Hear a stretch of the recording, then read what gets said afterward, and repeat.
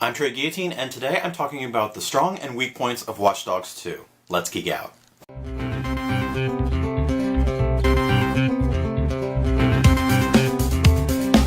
Watch Dogs 2 is definitely an improvement on the first installment Watch Dogs 1. Not to say that I disliked Watch Dogs 1, I think I'm one of the few people who actually enjoyed that game. But it definitely recognized its faults, where the game kind of fell short, and it definitely improved on those things. The big thing that Watch Dogs 2 improves on from the first game is the amount of fun there is to have in that game. Not to say that Watch Dogs wasn't fun, it was a very bleak story. It was very film noir, it was very dark. Aiden Pierce, the main character, was very brooding and kind of forlorn, which is a popular character to have in video games and movies these days. But Watch Dogs 2 changes that. Marcus Holloway is a lot more fun. He has a lot more personality. He jokes around, he gets serious, he has emotions. He actually has fun in the game. You have fun as Marcus in the game. Whereas Aiden Pierce was just kind of doing what he needed to do to reach his goal. And where Watch Dogs 1 was kind of repetitious, you would follow the main story, and you have the main story campaign, but then you had a couple of little activities that you just do over and over and over as you unlock different areas of the game. In Watch Dogs 2,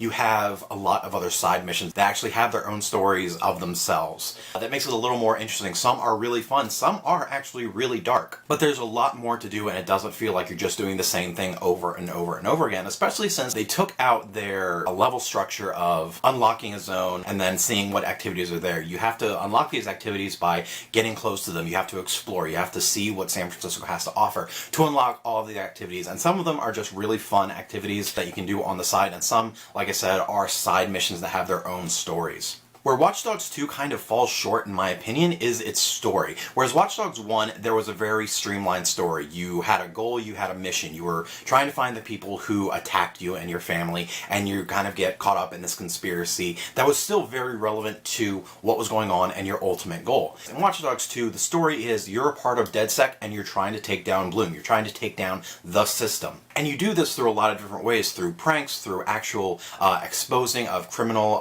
intent with corporations. All of it kind of building towards taking down Bloom. Not all of it necessarily connected to each other. One mission might be a contained thing to another mission. And in that fact, the story isn't really streamlined. There is a story, there is a goal that you're reaching for, and that goal is taking down Bloom. And Bloom does have a face, a villain. There is a bad guy. There is a face to the bad guy of the evil corporation that you're going up against. But the way you do that is very just kind of all over the place. It's sporadic. You kind of go from mission to mission as you're building your resources to ultimately take down Bloom. And maybe this is just my own preference. I prefer a story that is a little more streamlined. I do like open world exploration and doing different things, but I also like to have a kind of guide of like, why am I doing this? What's the next step in my quest to reach my ultimate goal? And this is where Watch Dogs 2 just kind of falls short.